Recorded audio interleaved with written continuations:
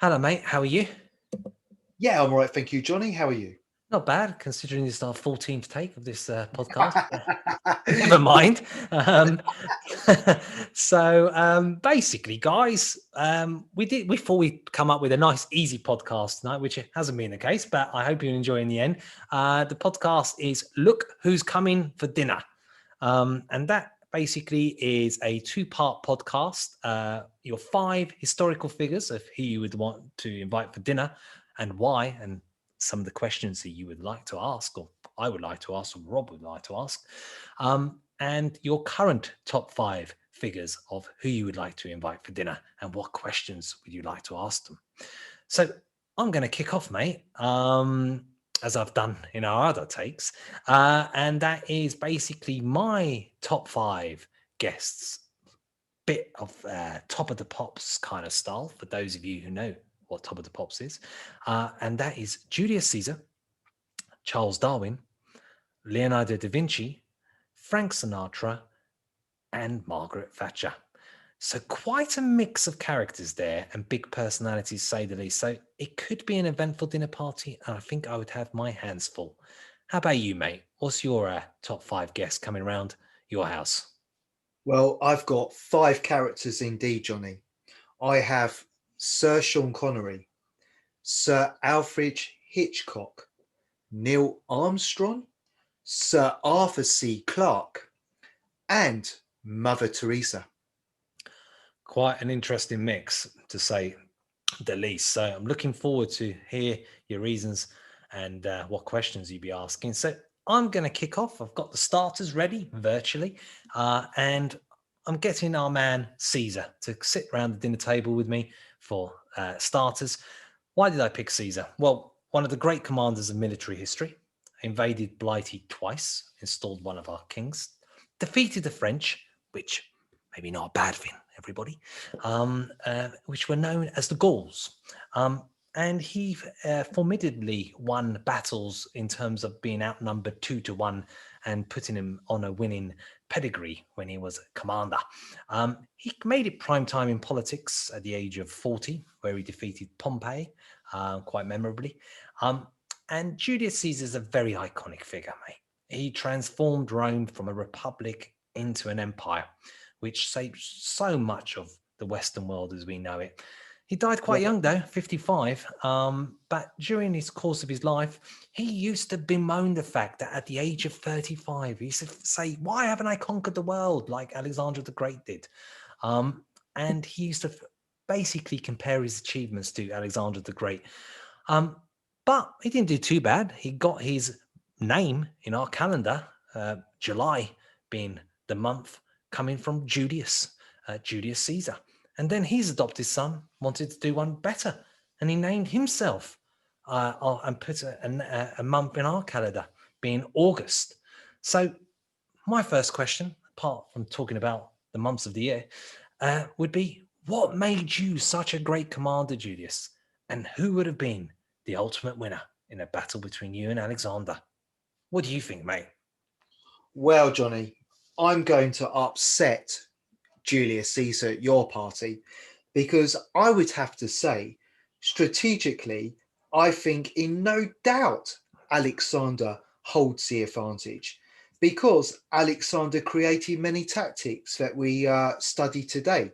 And he was a natural warrior and perfect intuition for war because he knew his enemy and he had the patience. Whereas Julius Caesar, yes, I think he was more a politician, in my opinion, rather than a true warrior. Great points, mate.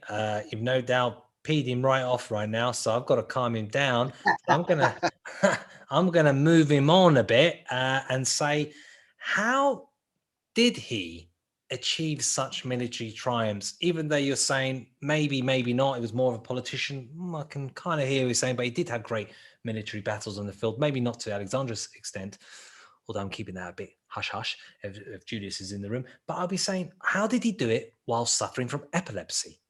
Some people say he was plagued with malaria. Others say epilepsy. Whether it's malaria or epilepsy, he managed to conceal it and he managed to overcome it and be the great Julius Caesar that he did. And I would have asked him, how did he do it? How did he do it? So that it would have been a question that I most would have wanted to ask him, in how turning adversity into triumph.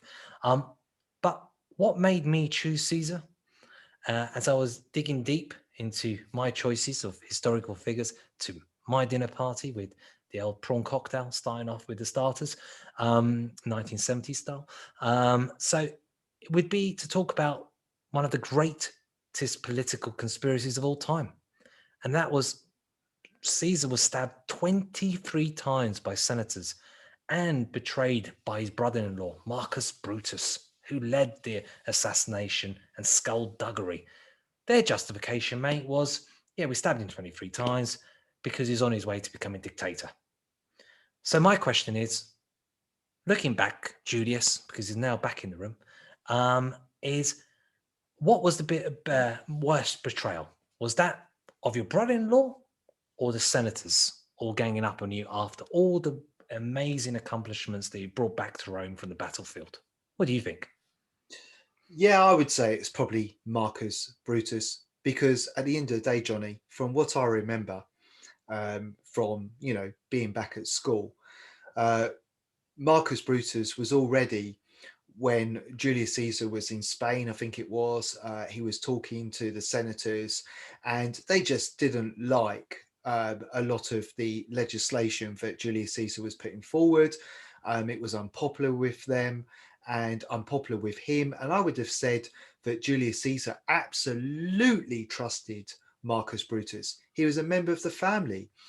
And for Marcus Brutus to go against him, and then walk down the street saying Rome's free again, I would say that was the fatal blow.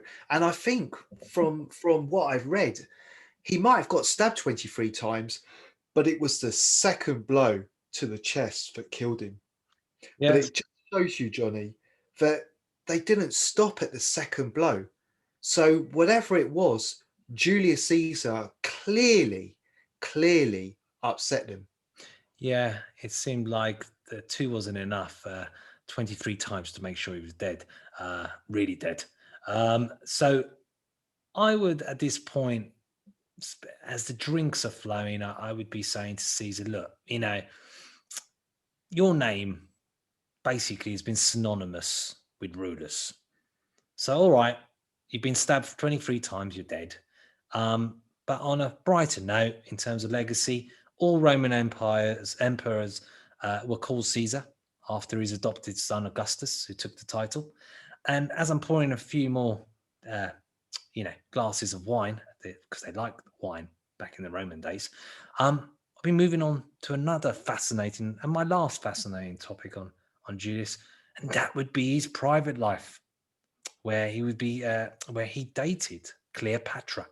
And my question would be, when Cleopatra was known as the most beautiful woman on earth, was she the one? Was she the one? Well, I'll tell you that. I'll answer that for you.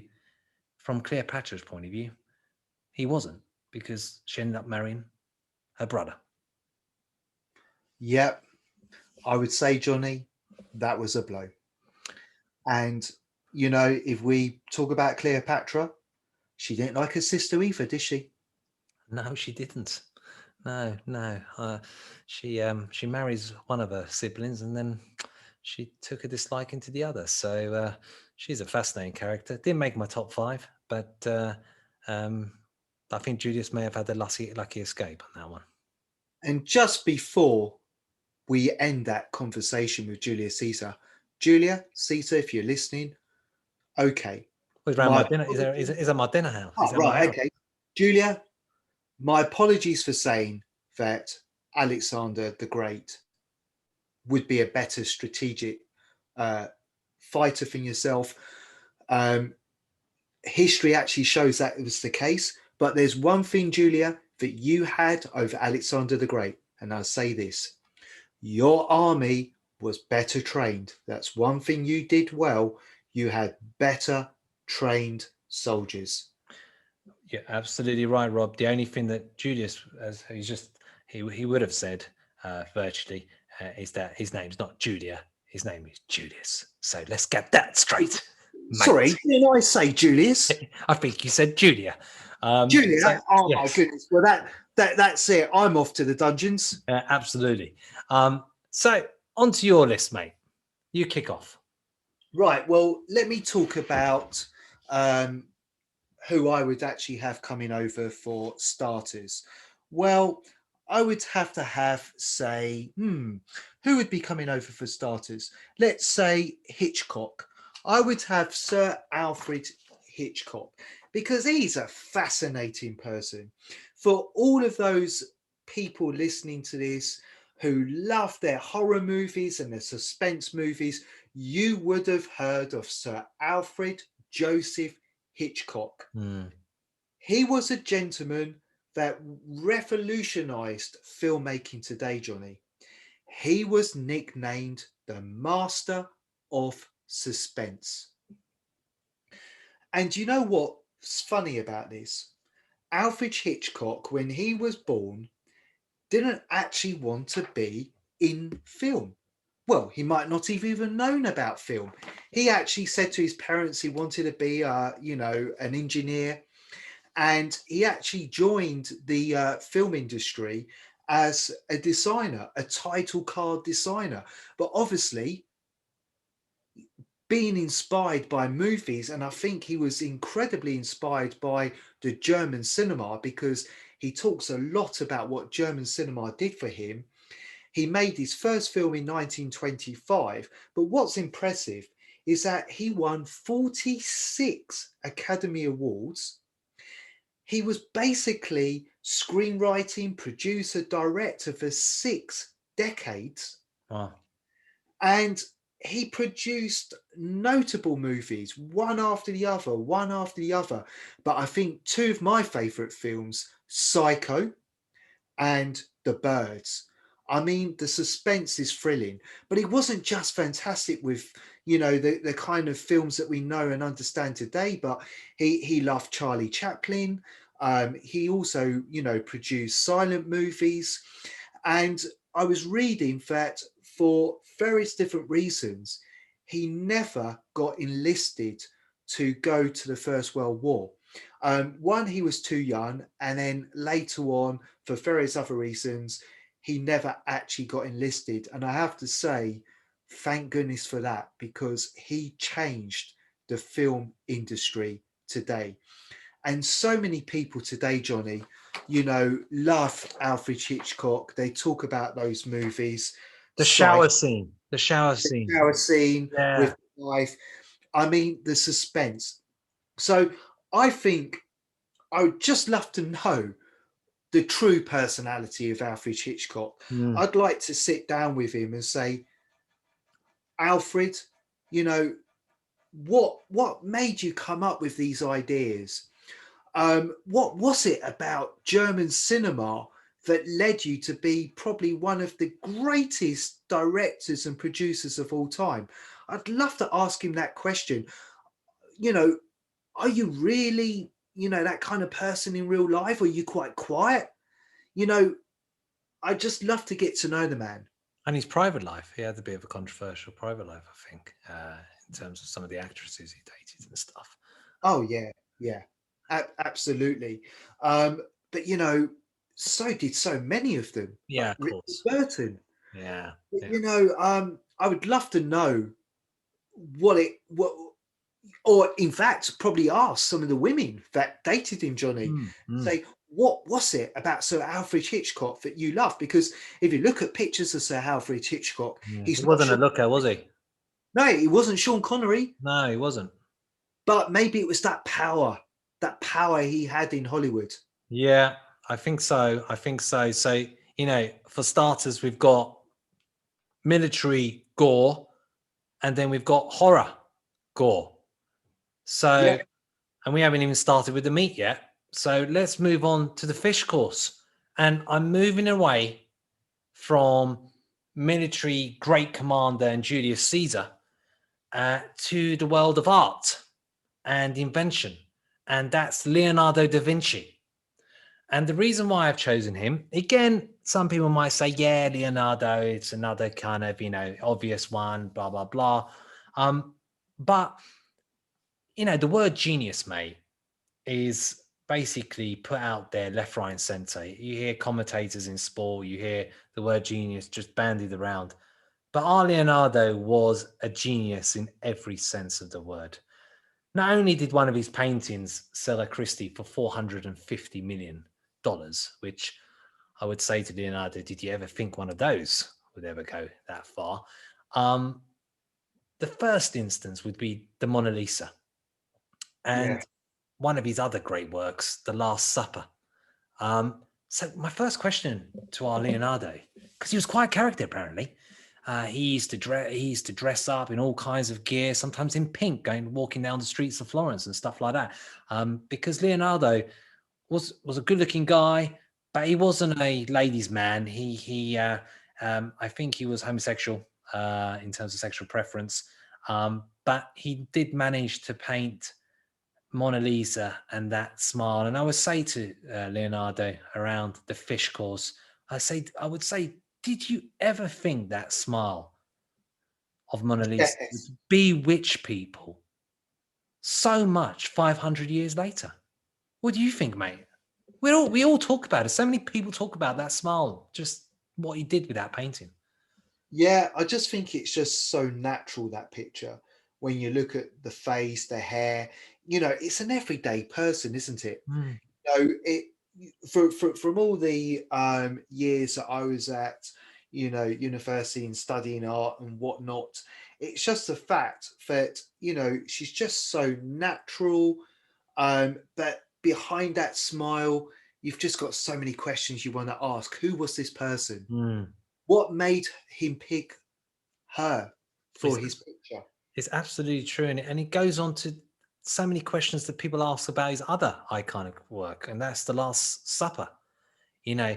And I would have asked him, with The Last Supper, was it meant to be as dramatic a narrative that it looks, in terms of a lot of kind of art historians and people much better qualified than me kind of drool over it, talking about, the scene is all about, the betrayal of Christ and stuff like that, and the hand leaning out from Jesus. And I would ask him, did he think, or did he mean to have kind of hidden meanings, or have that kind of dramatic piece of work that it has been ever since we know now. So those would be my first two questions in terms of an art perspective, mate. But our Leonardo didn't just stop at art. Oh no, no, this guy couldn't just be talented at one thing. He had to be multi-talented. He was a futurist. He Yeah, had drawings of flying machines and diving equipments to robotic knights. And some of those is unbelievable how canny that those drawings have now become actual reality. And I would love to have asked him, did you ever think? Well, he must have done, because it came to his head. But looking back then and now, and some of these kind of futuristic visions of being reality, I would have loved to have had his take on that and ask him around the fish course. But did you know, mate? Did you know that Leonardo had a great dislike to Michelangelo, really? the other great figure in Renaissance art? Because those two, Michelangelo, Leonardo da Vinci, are the fathers of the Renaissance period. And they opened up the whole area of anatomy and surgery through their precision drawings and paintings and stuff like that, and bred the whole era of science coming in. Yeah. But he did not have any liking to Michelangelo whatsoever. And I would have asked him, what was it about Michelangelo, Leonardo? Why did you have that great raging hump with Michelangelo for? Do tell, because I would have thought they would have had so much in common with their what they were doing, and how similar it was, and great kind of figures that they were. Yeah, that's an interesting one, really, isn't it? I Mm, can't think possibly what it was that he didn't like about Michelangelo. I mean, Michelangelo was a fascinating person. A lot of his paintings, and Johnny, he studied the human body. He was a great sculpturist, Statue of and David. he learned how to paint from the sculptures that he created, and there was a kind of science in that, in terms of how he sort of depicted the human form. Mm. So I would imagine that Leonardo, would have been fairly interested in that as well. You know I what I mean, think it is, mate? You know what I think it is? Maybe he wanted all the attention and fame. And maybe this Michelangelo was taking a bit away from the old Leonardo, and the ego. The ego came in terms of thinking him as a nemesis or a rival, as opposed to two great thinkers, two great iconic figures. But it would have been a definite question to Leonardo. But he was left-handed like me, Rob. So okay. great people in history, as like myself, are left-handed. But back then, it was considered as a bit of a heretic to be left-handed. So I wouldn't have done well. I would have been, basically put in flames. So that would be my second guest, as I'm feeding him fish. But one of the great figures of humanity and history. So my second guest, eating up my fish course with the sea bass and potatoes and a bit of petit pois, would be Leonardo da Vinci. Who's your second guest coming in through the door? Right. Well, I've got none other than Neil Armstrong. So he's popped in, enjoying a lovely starter, just on the back of Alfred Hitchcock. So they're now sitting down and chatting. So you got Alfred Hitchcock saying to Neil Armstrong, "I'd love to make a suspense movie in space." Yeah. Absolutely, I'm sure it's where Alfred Hitchcock would have gone. I'm sure, but Neil Armstrong, famous. Yes, you probably say it's an obvious one because of what he achieved in life with, uh, you know, landing on the moon. But let's just talk a little bit about Neil Armstrong. Neil Armstrong was an American astronaut, as we know. Very intelligent gentleman, aeronautical engineering from university, joined the NASA astronaut corps and selected in 1962. He was a test pilot. He was in the Air Force. Incredible person, but a humble person, Johnny. One thing about Neil Armstrong, although he probably had, in my opinion, some of the most famous words written down in history, he didn't actually like a lot of attention. So after having been the first man to step foot on, Yeah, you one know, small step for man, one giant leap for mankind. absolutely, and Yeah, also the other famous saying was, "The eagle has landed." yeah, Yeah. that's very true. Uh, but he was a very humble person. He was seen as a great American hero, but he didn't actually see that. He Hmm. just saw himself as, it's all part of science and doing my job, and I don't want all the celebrity status. Was he Yeah, quite dull, Arneil? Is he I, gonna is he gonna make is he gonna flatten the dinner party scene? Is he an introvert? well, I mean, people thought he was a recluse.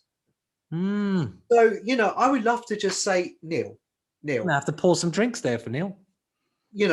have a Jack Daniels and Coke. Yeah. Chill Sit down, out. right? You were the commander of the Apollo 11. You landed on the moon with Buzz Aldrin and Michael Collins, and you stepped foot on that moon. You did something that was unbelievable. And let me remind you of that date, because you and I weren't there, No. but it was July the 20th, 1969. And I want to say to you, what was that like? Mm. I know you said one giant step for mankind, but how did it feel when you stepped on that moon? you know uh and also, what would you say to all those conspiracy It theories didn't out there? happen.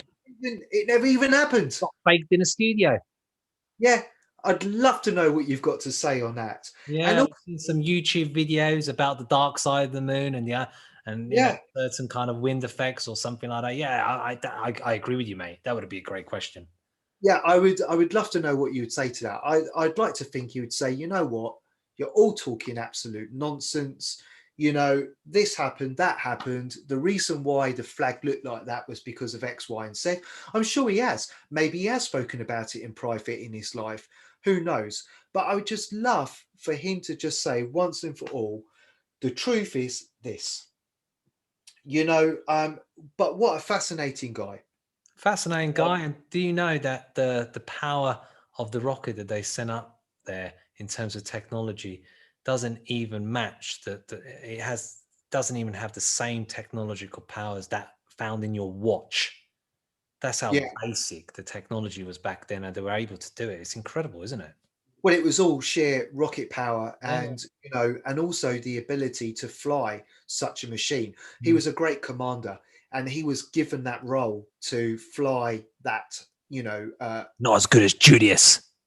that famous lunar mission. Yes, but Julius Caesar, I don't know how well he would have fared in space, Johnny. Fair All enough. right. I'll tell you what was to happen. Julius Caesar was sitting in a cockpit with Buzz Aldrin and Michael Collins and probably utterly annoyed them.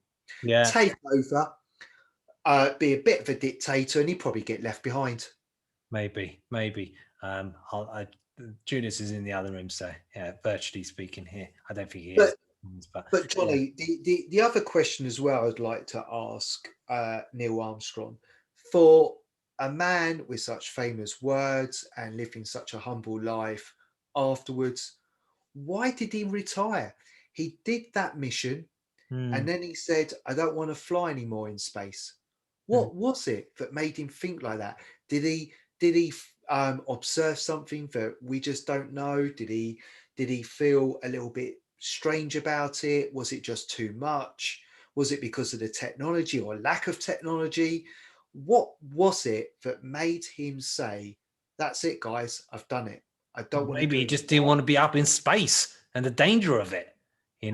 I'll be honest with you, I'm fascinated by space, but I don't fancy any of that up there. Myself speaking, I like my feet firmly on the ground. Well, Maybe he had enough of that. I don't know, but it's fascinating questions to ask, isn't it? Well, I'm absolutely sure that if he could sit down and have a chat with my other dinner guest, Arthur C. Clarke, that would be a very interesting conversation. That would be. Um, Great choice, mate. So moving on to dinner. Um, Two options for my dinner party. You got your vegetarian dish and you got your meat option. So I'm going to split up with my next two guests. So my next guest, moving on from your great commanders, your great artists, inventors of history, to one of the legends of science. Anyone who's picked up a textbook, anyone who's gone to school will know this man. And again, it might be one of the obvious ones, but I could not invite Mr. Charles Darwin. So I've put Charles Darwin on the vegetarian dish option. I'll tell you why. I think he's had enough of studying animals during his life. And it was rumored to be a vegetarian in the end, or at least advocated to eat less meat. And I think it's because he was absolutely absorbed in studying animals. So Charles Darwin, obviously the father of biology, invented the theory of evolution and the survival of the fittest. But did you know, mate, that all of this could have been so different because our Charles Darwin he came from a very strong Christian background. He trained to be an Anglican priest of all things. And his whole journey of science was actually all about proving the faith of Christianity. And I'll give you a quote for everyone listening out there. Charles Darwin says, "In my most extreme fluctuations, I have never been an atheist in the sense of denying the existence of a God. I think that generally, and more so as I grow older, but not always, that an agnostic would be the most correct description of my state of mind." What I would ask Charles Darwin, obviously, he did so many incredible books. UK government. Sorry about that, guys. I don't know what happened there. I think we had an out of space experience. We were talking about Neil Armstrong. Maybe Neil Armstrong just sent us a decoded message, but I don't know what happened there. Well, I think Arthur C. Clarke predicted it, Johnny, 50 years ago. Maybe. Yes, absolutely. I think it's a tactic to divert me from Charles Darwin. But obviously, he did some famous publications like Origin of the Species. But I would ask him, in terms of his trip to the Galapagos Islands, where he did that 5-year journey to South America, and he stopped at those islands and consolidated his findings into the origin of species. I would ask him, what was it like to go through that journey of trying to prove your faith for Christianity to then being the forefather of science in terms of evolution and actually going completely 360? And what did that feel like, that journey of discovery and everything from a personal perspective? Um, and how did it feel like embarking on a 5-year trip? You know, back in those days, that wasn't no mean feat. We're not talking about, planes, trains, and automobiles at this day and age. That was a hell of a feat to do on boats and stuff like that. So, yeah, those would be my questions from a personal perspective and also from a perspective of journey. Let alone, I wouldn't even go into the world of science with him. I think it'd be well over my head. It'd be more on those kind of paths. What do you think, mate, about my choice of the father of biology and science, Mr. Charles Darwin? Yes, I think he's a great one to have round for dinner, just simply because even today, um, that that some people would say it's still quite controversial to their beliefs what Charles Darwin wrote. I mean, what's interesting, Johnny, is that when he wrote on the origin of species, he tried to avoid explicit discussion about human origins, but implied and went on to really sort of say light will be thrown on the origin of man and his history. And I don't think even Charles Darwin maybe, well, would he have expected his book was so popular? I'm not sure that he would have done. He actually sold out his 1,250 copies very, very quickly. So I wonder whether he would have, thought that would have happened. It's an interesting one Or because he, the bravery to do yeah, it, in that day and age, to say such things would have almost been heresy, wouldn't it, really? yeah. I mean, look, his book aroused international interest. It's a fascinating book. Clearly, all of his observational findings probably deep down probably troubled him a little bit because he obviously had his beliefs and then his science is telling him this, and then he writes the book and he's probably thinking what will happen, and actually it became a, a bestseller. I think basically it boils down mind over heart. His mind Yeah, was probably leading him down the scientific route because of the evidence, but his heart was probably thinking about his upbringing and that hope for greater and bigger things. But as they always say with dinner, don't talk too much about politics or God. So I'm not going to get well, too heavy down that line, but I would want to get to know the man more. yes, and I think one question I would like to ask Charles Darwin is, obviously his book did have mixed response, and not just within the Church of England, but amongst his own peers as well.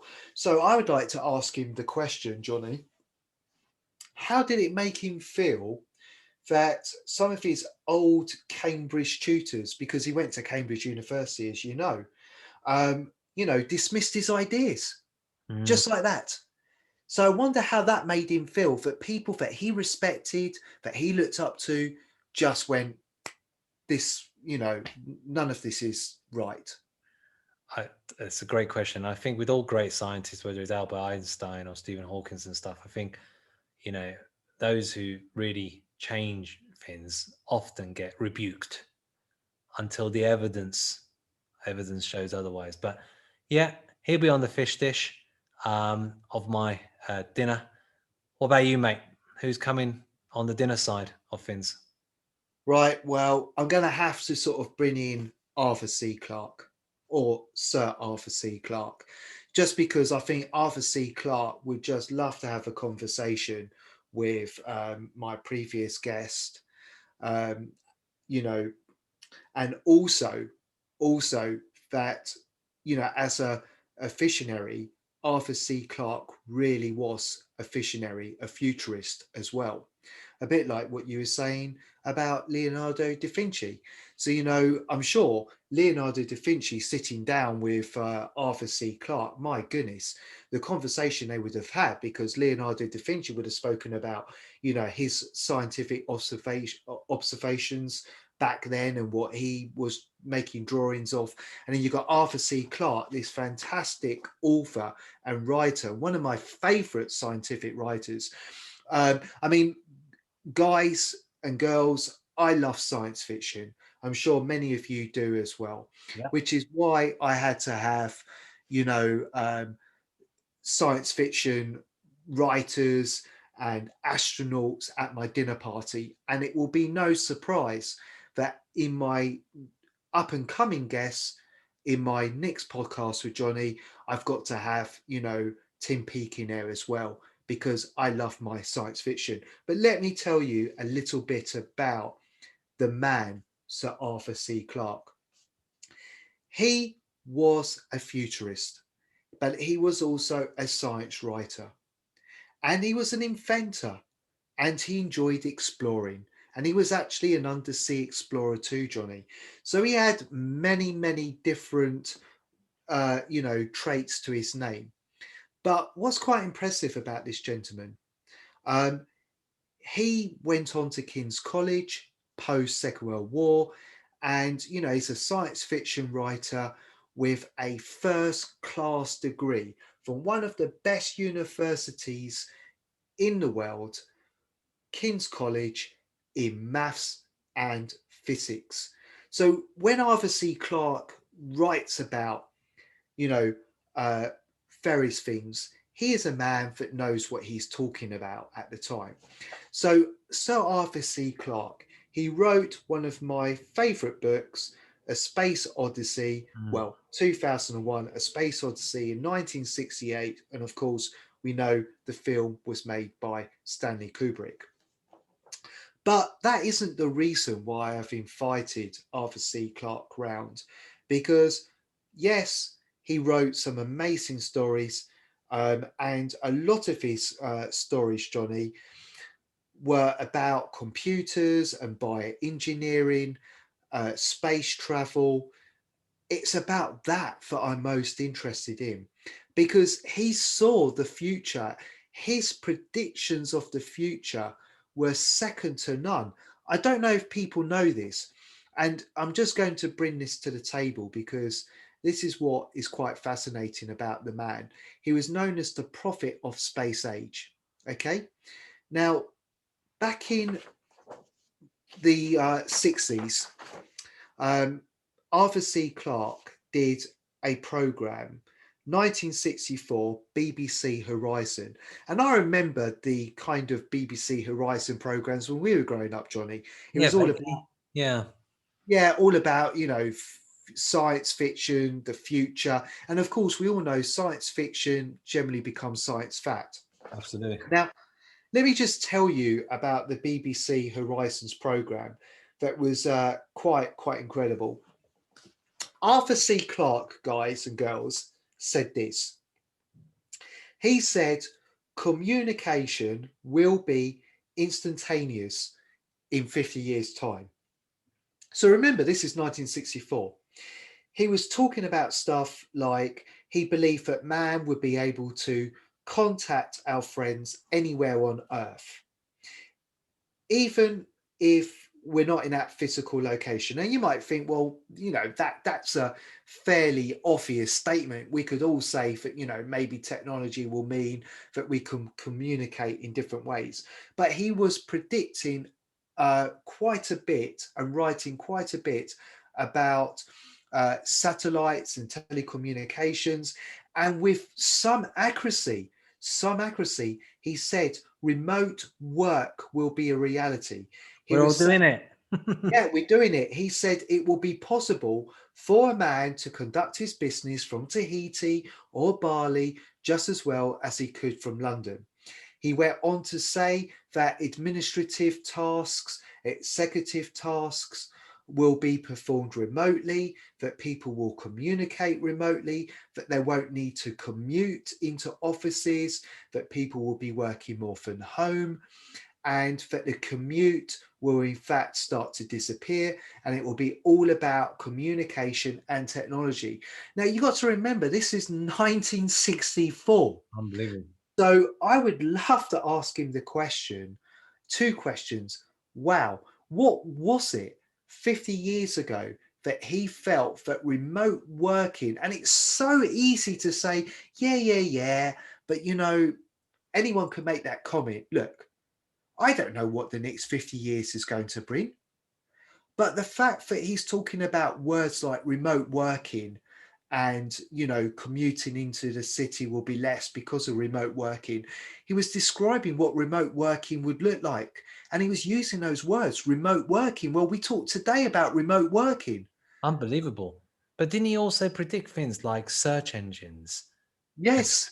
personalized ad targeting and things like having spam mail protection? And didn't he also predict the internet? It's just Yeah. incredible. But one thing he did get wrong is that he said that there would be something like remote surgery.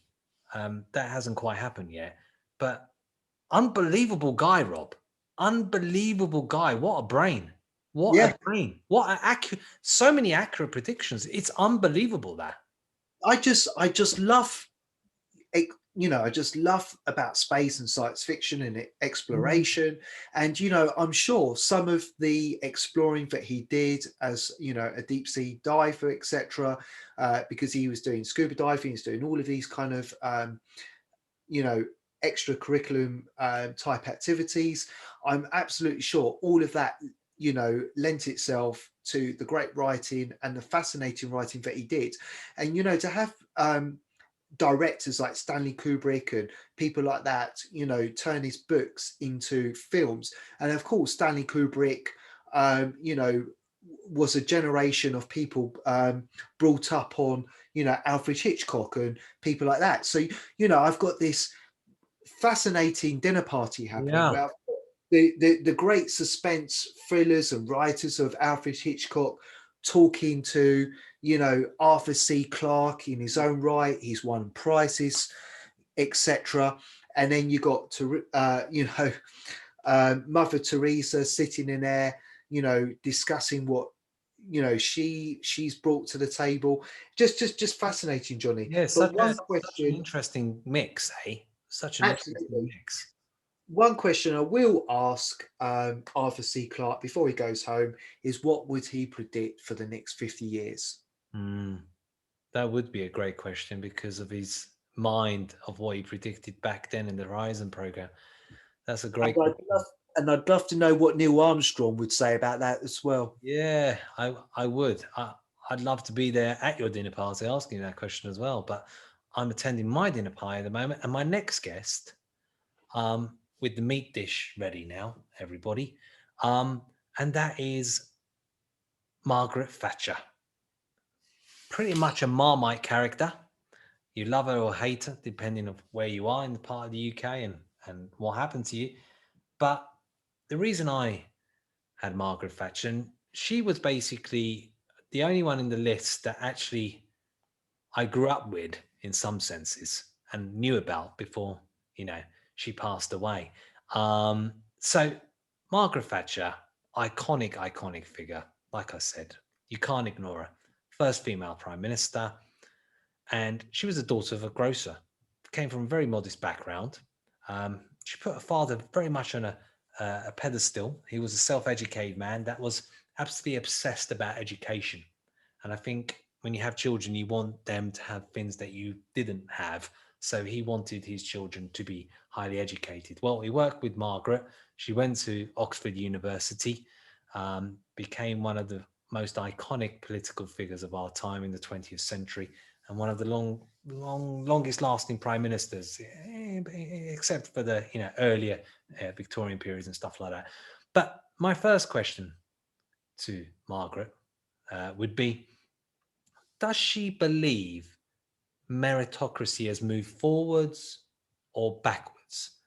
And the reason I would ask that question is that her era was the time of the yuppies. It's the iconic scene with Del Boy and Only Fools and Horses and that big phone he used to carry around. And he used to always say, I'm a yuppie. Um, and, it was a period where council house and flat owners were able to buy their own homes, privatization, really BT and British Gas and stuff like that, and market share offerings and privatization. So I would say to her, has meritocracy moved forwards or backwards? What do you think? Oh, crikey, Johnny. I mean, we could talk hours about that. The funny thing is, um, in general writing, people say that actually Britain is a meritocracy. Everyone with skill and imagination may aspire to reach the highest level. Not too sure about that actually. Hmm. If we look at current politics, is that really true? I'm sure that she would say, you know what, there are very, very intelligent, very capable people out there that could actually help do the job or run the country better than maybe the way that it is being done at the moment. I would say that she would think it's gone backwards because, if we go by the fact that, what does that mean? And it does mean that, um, anyone with skill, anyone with imagination may aspire to reach the highest level. um, I would still say that it's very much, Johnny, an elitist world. Yeah, not what you know, who you know. In some ways, we moved on in terms of racial equality and everything else like that. And I'm sure she'd be first one to say that. First Muslim mayor, Sadiq Khan, and stuff like that. And um, Rishi Sunak as being a chancellor and stuff like that. But in terms of meritocracy per se, then I think, yeah, I would agree with you. I think she might have argued it's gone backwards, especially if you look at the current cabinet. But we won't go too much into No, that. no, and obviously, Margaret Thatcher was somebody that believed in talent, Mm. and she and ability, and of course, I know from talking to my grandparents, and I don't know if I said this to you, Johnny, but even my grandparents, when they were alive, had the opportunity to sit and have dinner. I think on one occasion, with Margaret Thatcher as part of a bigger group of people. She certainly was the Iron Lady. She wasn't scared to say what she thought, what she believed in. And of course, if you got on the wrong side of her, from what I understand and know, you were pretty much in the bin looking for another job. Well, there goes my dinner party because Margaret's going to put a spanner in the works because she's got some particularly big figures around. But I'm sure she's going to hold her own. But I agree with you. But my second question to Margaret would be this: Does she does she feel if it was not for the Falklands War, she would have lost power? And the reason I asked that, and it might have really irritated, or she might have been receptive to the question, because prior to the Falkland War, she was in real trouble through the early part of her first term. So she had unemployment rising, industrial relations were appalling, trade union riots had swept all around the country during the previous Mm. summer, and there were calls for U-turns on the policy from a lot of kind of people in society, but they were all kind of scorned upon. And she was deemed as this uncaring and out of touch leader, which people still hold to this day. They really do, because she was this Marmite figure. And I would say to her this: I would ask her that question: Was the Falklands War, a saving grace? And if it wasn't for that Falklands War, where it really rallied the nation, and we were going through a period of depression, getting along with the IMF and stuff like that, 3-day working week, etc., to a period where people felt great about Britain again in terms of their place in the world. Whether you argue rightly or wrongly about the actual war, but that was the case. I would ask her that question, and I'd be interested to see what she think on that. But I would move on from that question and I would ask her this, and I think it's quite a personal one. Do you think politicians make too many U-turns? Thatcher was famous for a speech at a Conservative Party conference when she said, "You turn if you want to. The lady is not for turning." Hmm. So I would ask her, do you think politicians make too many U-turns? What do you think, mate? Yeah, I would agree with you, Johnny. Right or wrong, and this podcast isn't about politics or anything like that. Right or wrong, she stood by what she believed in. I would say today, based on everything that has gone on, in the world, there have been lots of uncertainty or U-turns, as we should say, on many different topics. I would definitely 100% say that she would be pulling all those leaders to one side, saying, make up your mind. With her bag. Yeah, make up your mind. Is it A, B, or C? You can't keep going forwards and backwards and sideways. Right or wrong, I believe that she would have stood by her choice. No, I agree. I think, to be honest with you, um, you know, some people say she went too far, obviously, with the miners and what happened to those communities, which suffered to a large extent and never recovered. Other people say it was market economics and stuff like that. So it was a very much Marmite character. But I would ask her, was Blair her natural successor than David Cameron? Which is a strange one, because you would say the opposite, because obviously Blair was, New Labour and Cameron was a Conservative. But a lot of people argue, and I think she may have mentioned in an interview or something, she saw Blair more of as a natural successor than David Cameron was. Interesting. You can kind Interesting. of see that, because Blair, to be honest with you, he could have been a Conservative in a different life. So that does interest me in terms of asking that question. But more interesting above all, how do you think our Margaret would have handled the era of social media Um, and constant 24-hour news where people are tweeting and stuff like that? I don't think that she would have taken to it personally. No, Um, I think she might have also been very much hit or miss with it. I don't, yeah, I uh, think she would have allowed her spin doctors to use it to her advantage, perhaps. But she was always somebody that believed in standing up and speaking directly to people and directly. I don't think she would have been caught up in all the drama of Twitter and Facebook and all the rest of it.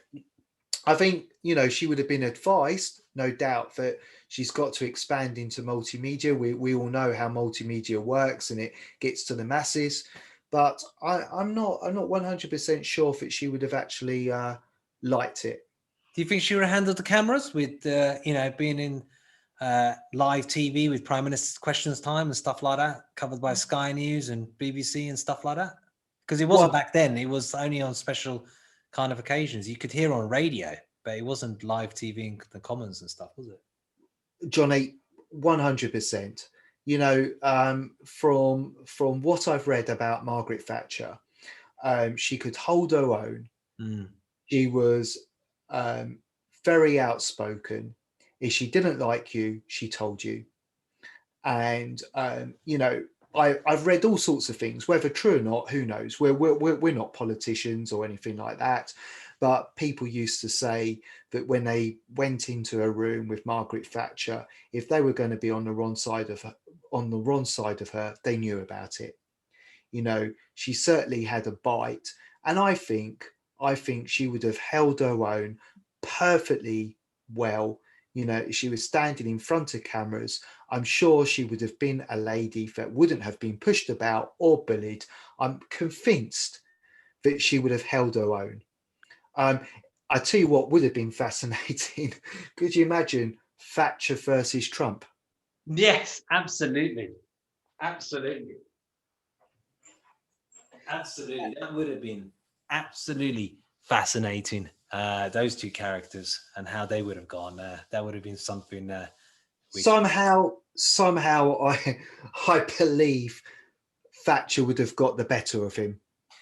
I think you could well be right, and I don't know why I think that, but there's one elephant in the room which I'm not going to go into too much detail, but I'll mention it quite quickly.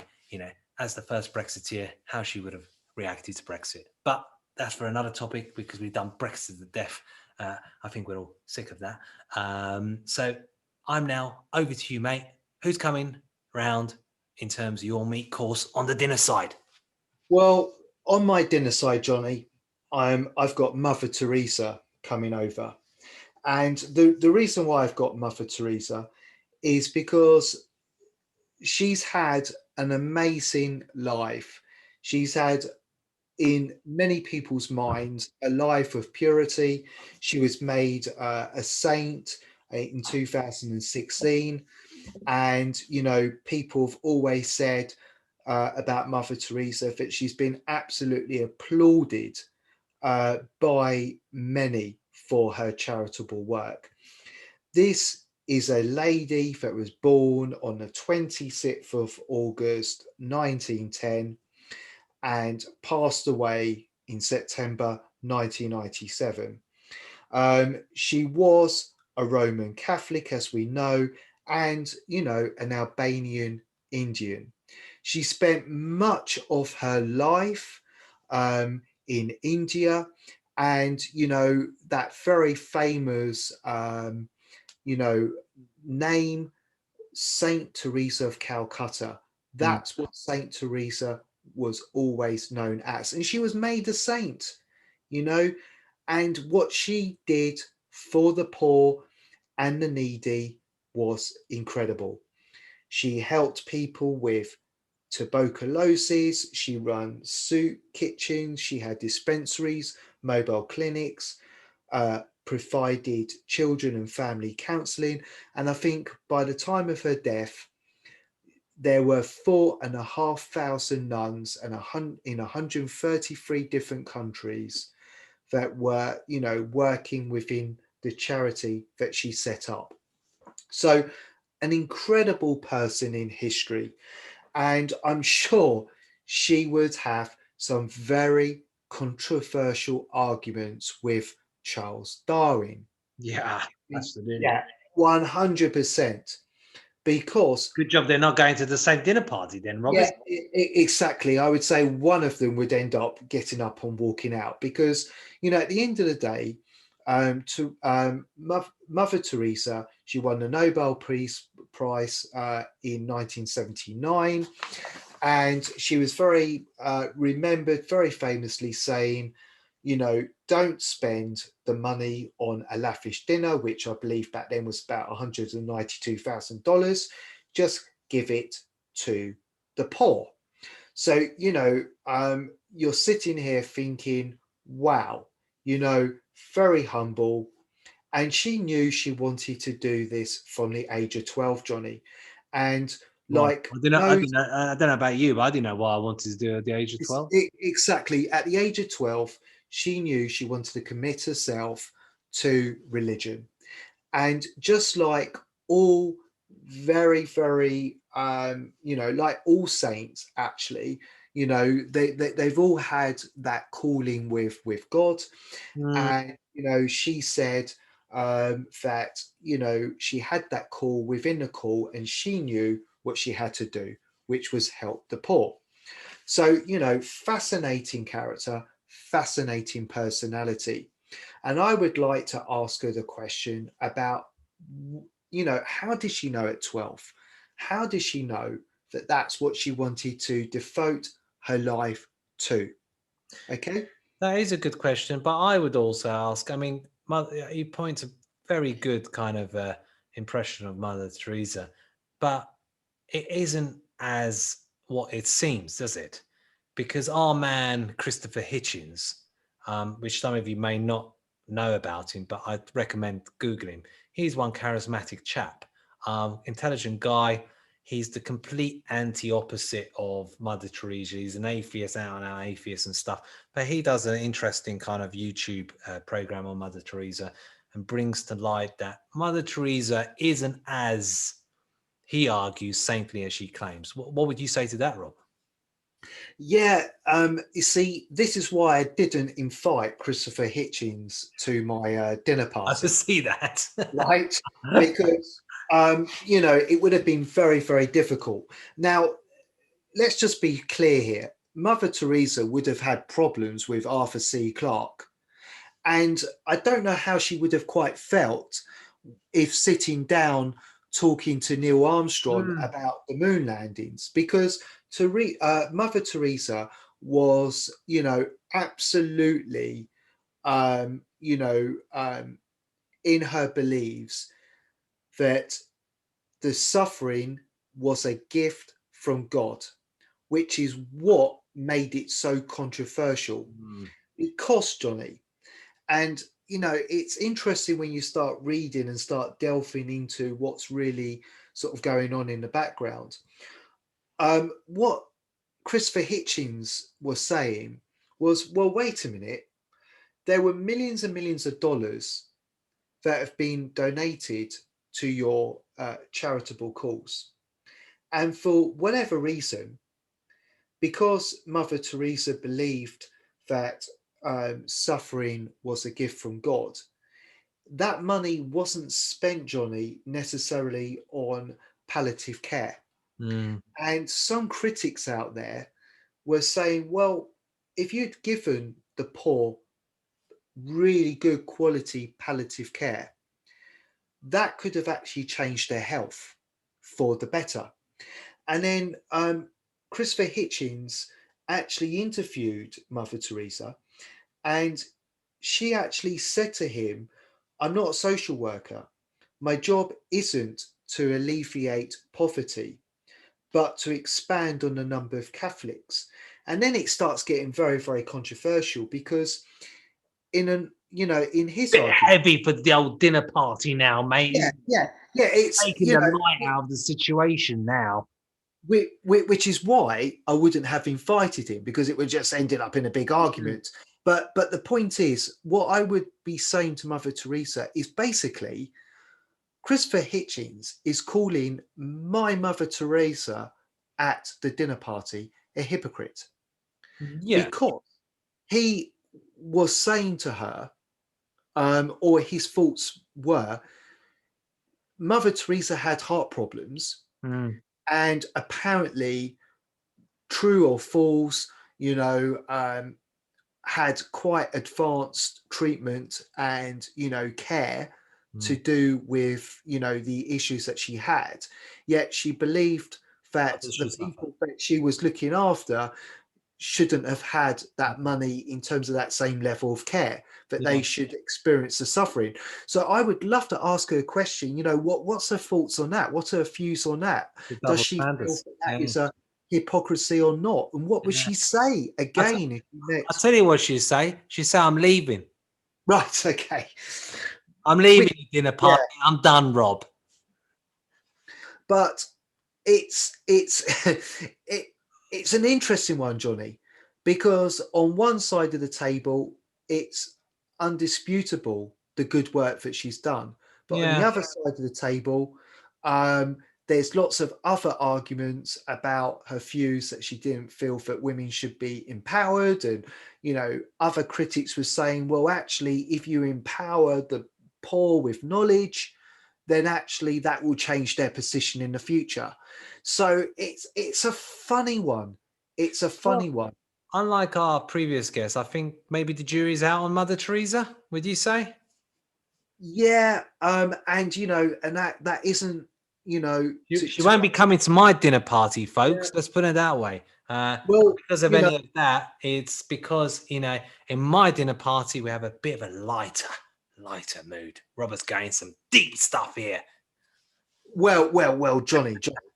At the end of the day, I've got. Although I do have Charles Darwin, but yeah. Well, yes, but I've got Hitchcock.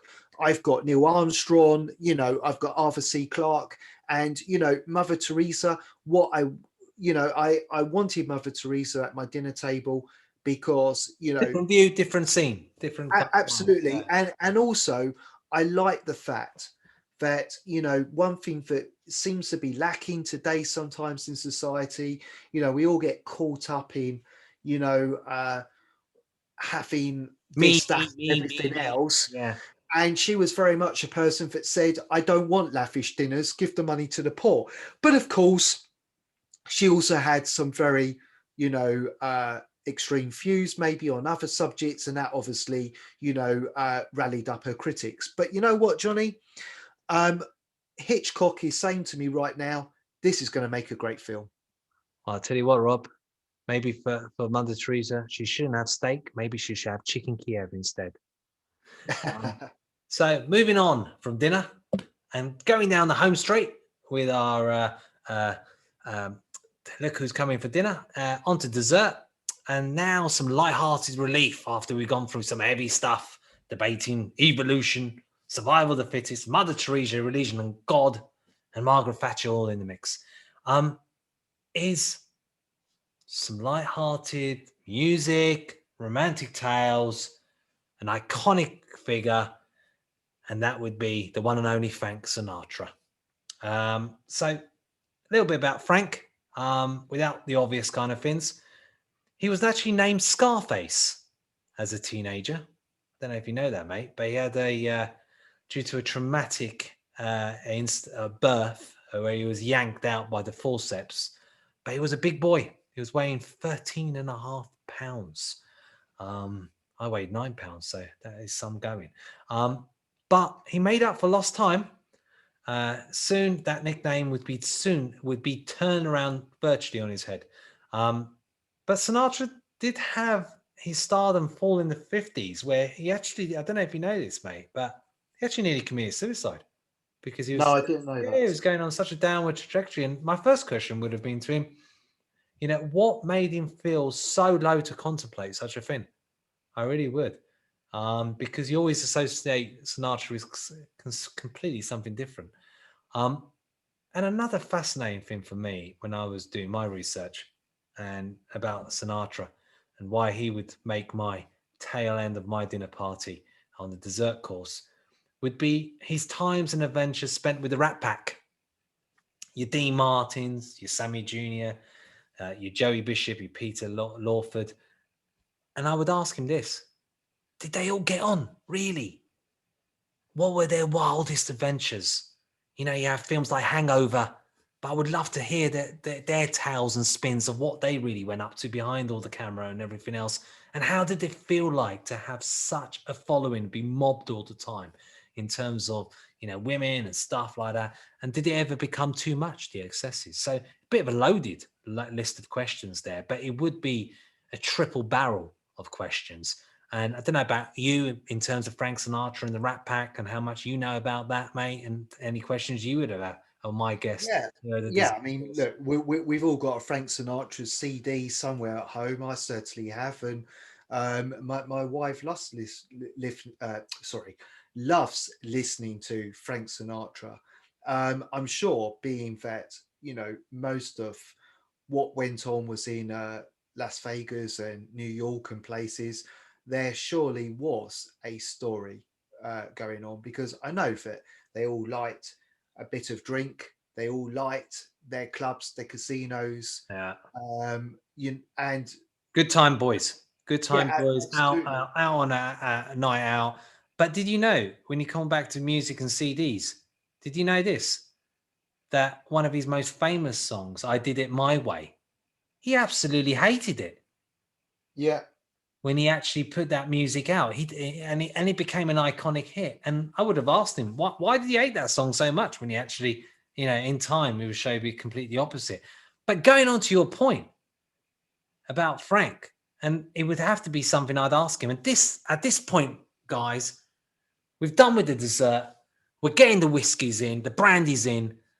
It's getting, a little bit more fruity in terms of conversation, where we're talking about the fact, and I would ask him questions around just what was it about Frank Sinatra and his legendary pulling power? I mean, this guy was he could just absolutely date anyone, it seemed like. He dated Lana Turner, Ava Gardner, Marilyn Monroe. And I Yeah. would ask him this: what was it like to date such an iconic figure of Marilyn? And was she the same as her image portrayed in private? And I would say to him, what made him stay with his last wife, Barbara Marx, from 1973 to his death? Because he had about 3 marriages. The guy was a ladies' man. He had one night stands from Grace Kelly to Jackie Onassis and the Queen of Persia, Soraya. I mean, this guy had, old blue eyes, seemed to be able to pull any lady or woman he wanted to. And I would ask him around about when we were having the whiskies, getting to know each other. Me and Frank were on first name terms. I would ask him those kind of questions. What do you think, mate?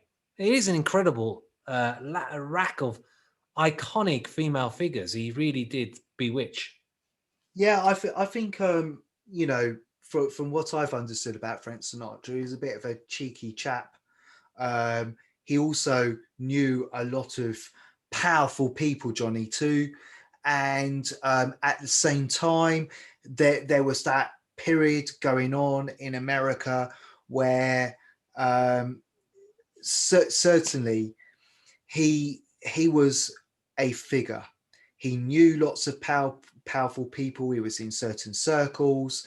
Um, he had that fantastic voice, and I'm absolutely sure he used that to his advantage. But I understand he's a bit of a cheeky chappy when it came with the ladies. Yeah, I mean, he was a better singer than an actor. I mean, I thought he was an appalling actor, to be honest. I mean, I would have over the whiskies, I would have told him that. But he wasn't, there was a darker side as well. He had kind of strong ties to the mafia. There is a scene in The Godfather. Those of you who have watched the Godfather trilogy where they have a singer of type and everything else, and with Marlon Brando and Al Pacino and what have you. And it alludes to Frank Sinatra, and they said that they were the kind of force behind Frank, but because he had kind of ancestry back to his grandfather who came from Sicily, and they said there was rumors, or it was alleged, I say, that he had secured some lucrative gaming ties in Vegas to so-called vested interest, meaning the mafioso. And do you know this, mate, that the FBI investigated Frank for 40 years and had thousands of pages on his movements as a person of interest. And I would ask him, was it true? What, is there such a thing as no smoke without fire? But he did, Sinatra always denied that he was connected to the mob, but he did interact with famous mafia figures like the Chicago mob boss, Sam Giancana, with whom he was close friends. Apparently, he introduced Giancana to John F. Kennedy's campaign in 1960 in an attempt to deliver the Union votes. And also, according to Sinatra's daughter, Tina, he played a gig at Giancana's Chicago club to repay the favor. So I would ask him, how did it feel to have an FBI file 40 years with over 1,000 pages on his movements? And come on, Frank, come on, spill the beans. Were you intertwined with the mafia or not? I would say he was. Yeah, well, I think he was, Johnny. Allegedly, guys. Yes, because like I said to you earlier, and I alluded to the fact that he obviously walked in some very powerful circles. He was also, he had an immaculate sense of style as well. He was very, very well dressed. He was famous for his custom tailored tuxedos and his pinstripe suits. So I completely believe that he had some very interesting, colourful figures in his background, which I think all of that, his good looks, the way that he spoke and sang, his suits, the circles he walked into, I'm absolutely convinced that drew him as somebody of intrigue to all of those ladies out there. He was absolutely a very powerful person. And whether this is true or not, because you talk about that it was alleged that he had links to the mafia and that they were behind him. I heard at one point that he wasn't as successful as you would have thought he would have been. He was actually, a lot of his stage um, presence in the early years came from knowing the right people who were putting him on stage because he was somebody that they knew. Interesting, isn't it? Yeah, so you kind of ask yourself, well, who were the people that owned the clubs and the bars? And yeah, so you kind of start thinking, well, actually, maybe there was some truth in that, but who knows? Who Well, knows? Certainly an interesting character. he ends my dinner party. Frank's, we've got the drinks in, we've had our dessert, everyone's had a full feast at my house and my dinner guest. They're off out now, out of the door. And now for your final choice, Robert, to finish off your night of your dinner party, who's going to be the one coming for dessert? I've got Frank and you've got I've got Sir Sean Connery. Sir Sean Connery. Go ahead. Right, well, I've got to have Sir Sean Connery in the mix because you've got the great Frank Sinatra, um, you know the man with all the ladies, but Sir Sean Connery is no uh, He's ladies' man. child comes to, Yeah. yeah, when it comes to women, Johnny. Let's talk about Sir Sean Connery. I'm a big James Bond fan. I love James Bond, but that isn't the reason why I've got Sean Connery coming around. Well, it is actually. I've seen his wardrobe, guys and girls. He's got a lot of replicas and James Bond stuff and everything else. So yeah, massive James Bond fan over there. Go ahead, Rob. Yes, so it is one of the reasons. Sir Sean Connery, fantastic personality, fantastic actor, in my opinion.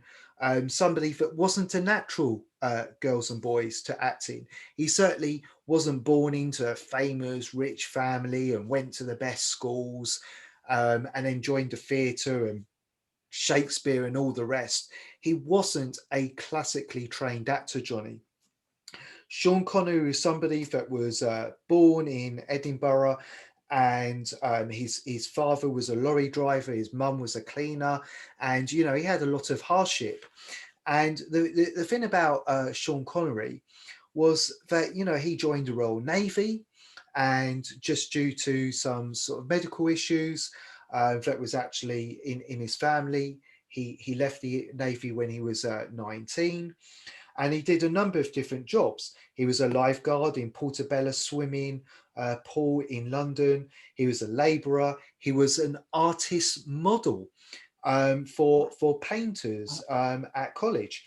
He was also a milkman as well, and he was famous for saying to a taxi driver when they were showing him, taking him off to one of the film awards in Edinburgh, and he was passing all the streets and he could name all the streets, and the taxi driver was like, "How do you know all of this?" He goes, "Well, I was a milkman."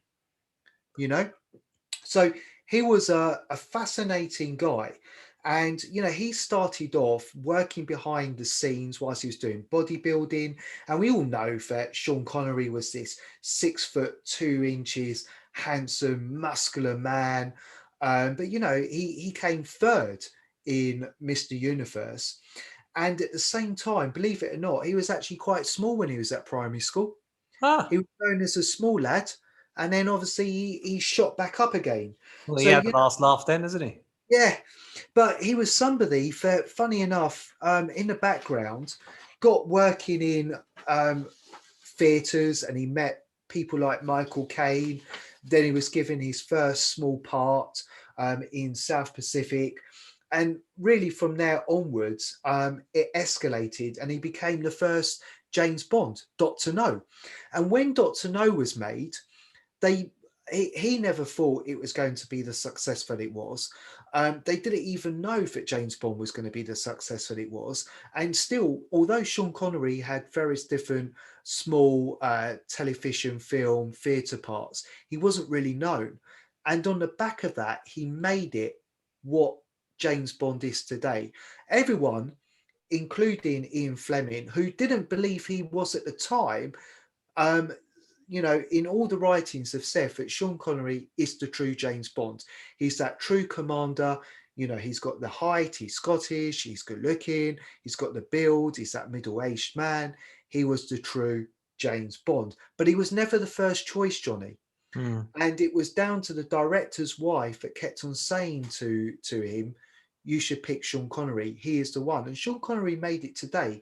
But one of the things that I love about the great late Sir Sean Connery is that, unlike some of these other actors who have played Sean Connery, and don't get me wrong, you got Who played James Bond? Sorry, James Bond. Do apologise. Getting carried away there. Who've played James Bond, like your Sir Roger Moore and Daniel Craig and all of them. Pierce Brosnan, Roger Moore, they were the true hard man behind the scenes, is debatable. Because Sean Connery, in my mind, was a James Bond on stage and he was a James Bond off stage. And I'll tell you why I say that. It's well known and it's well documented that Sean Connery, when he was a young man in Edinburgh, was attacked by a very vicious, violent gang in Edinburgh at that time, where they had targeted Sean Connery because he stopped them stealing his coat.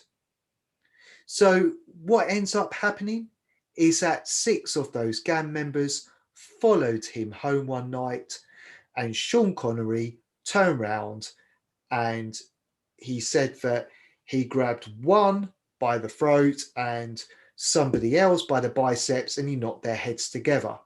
And after that, Johnny, he was respected as a hard man in Edinburgh. So for me, I truly believe he was the hard man that really was the true James Bond, in my opinion. I'd love to ask Sean Connery the question, did you ever think when you were doing those backstage helping out jobs that you would become one of the greatest Scottish actors of all time? Do you think that you ended up becoming a man that commanded millions and millions of pounds in movies?